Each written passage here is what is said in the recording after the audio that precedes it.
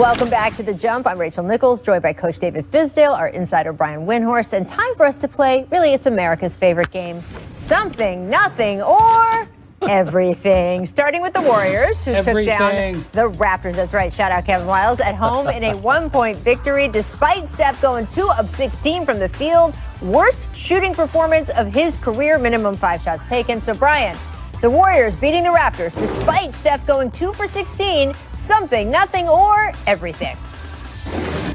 This has got to be everything, because if you'd have told me 10 days ago that the Warriors could have won a game that Steph shot like this, much less have been within 10 or 15, I would have told you no way. They have improved so much over this last, this homestand, really.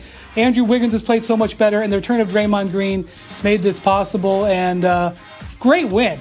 Got to take off your hat to them. Yeah, this is everything, because Steph Curry built up their confidence with his play. He said, I can carry us to a certain point. Those guys felt good about their roles. And when Steph Curry couldn't get it done for him, he had put enough confidence in these guys that they stepped up and carried the torch for him and got it. This is a great victory for Golden State. And you can't forget, Draymond Green is a champion.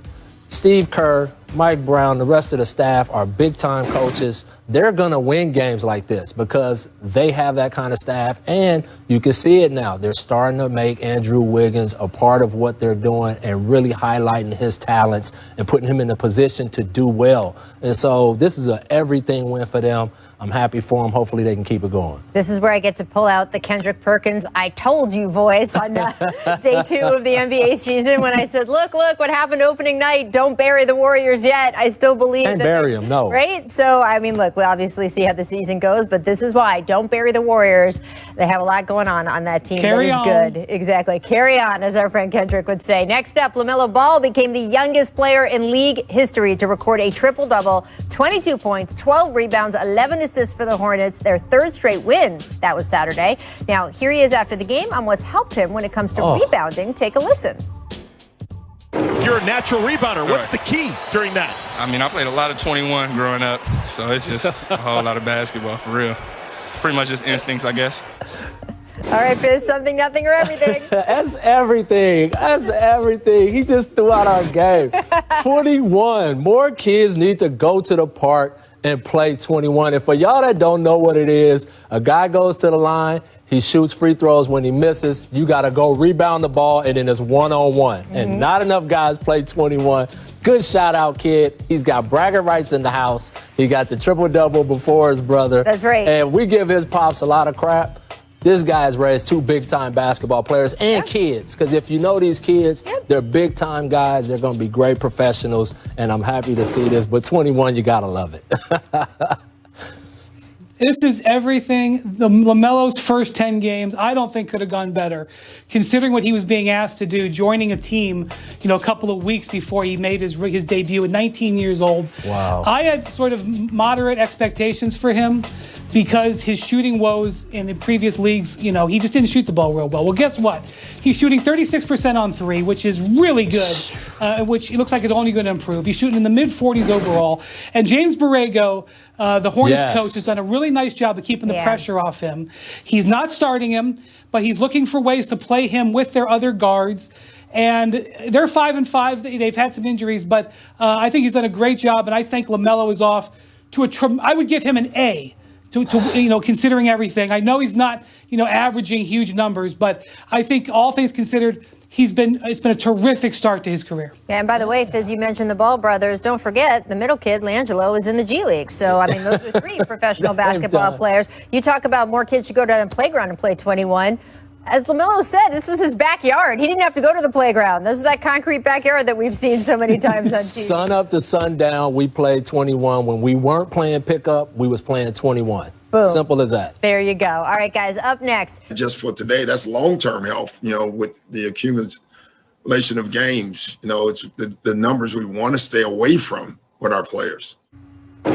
All right, so Fizz, you know Doc's pain. You've had to manage minutes in your time as a head coach. What would your concerns be when faced with the same situation as Doc? He's hitting it on the head. I mean, the one thing I think all of us coaches have become over the last few years is like sports scientists, right. like unofficially, right? So we have learned that there is a science to the fact that if a guy is playing so many minutes, say 5 minutes a game, low minute guy, and all of a sudden he jumps up to 40 minutes a night playing competitive NBA basketball against the best players in the world, that could lead to injury, especially over cumulative nights. And so he's right.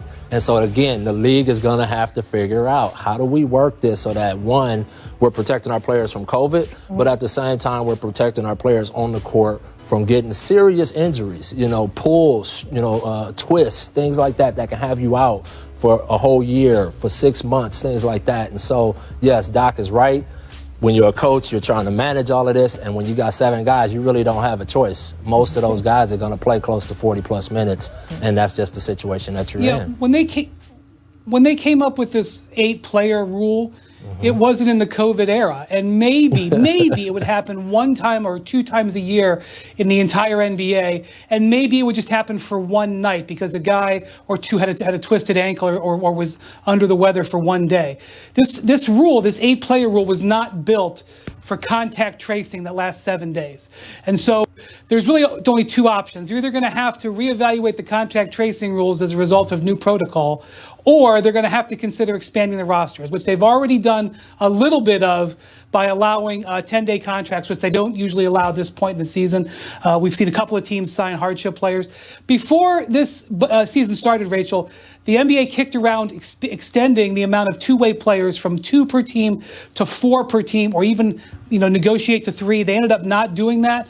They may have to relook at that to give a little bit more of a buffer. Yeah, and look, that's complicated too, right, Brian? Because I was listening to the Hoop Collective podcast on the way into work today. It's excellent. I recommend it to everyone. And you and Tim Bontemps and Royce Young were discussing a team like Boston had 14 players available when they went to bed and 8 players available when they wake up the next day because of contact tracing concerns.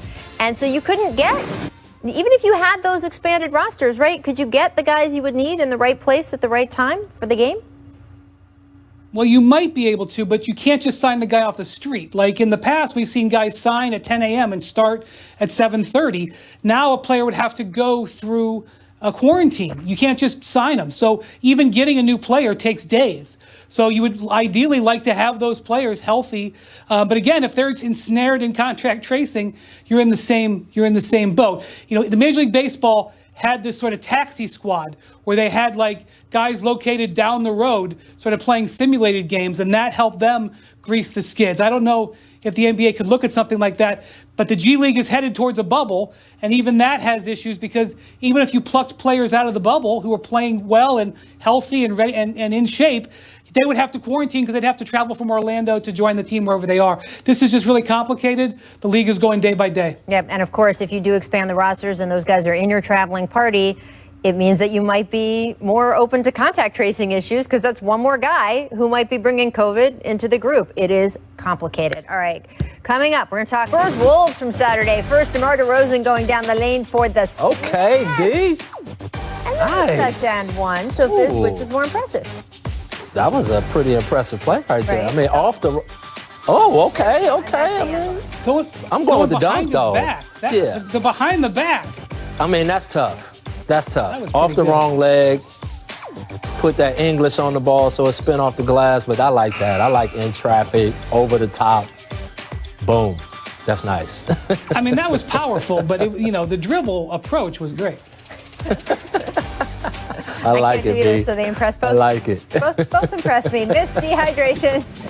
Kawhi shed the mask and dropped 21 third-quarter points, and the Clippers come from behind win. He also held 2 water bottles at once. This was not Paul Pierce style. He actually held them in his hand. One hand, 2 water bottles That's at one ridiculous. time. Brian, why hold one when you can hold 2, right? Well, Rachel, this appears to be sparkling and flat, and that everybody knows a good meal, you should have a bottle of both. I can't even get my hand around this entire cup. That's ridiculous. I mean, the guy just had 2 water bottles holding in his hand. I mean, that is unbelievable. I actually think he could hold more than 2. So unfair. So I think he could hold 3 or 4. That's just, yeah, that's wrong.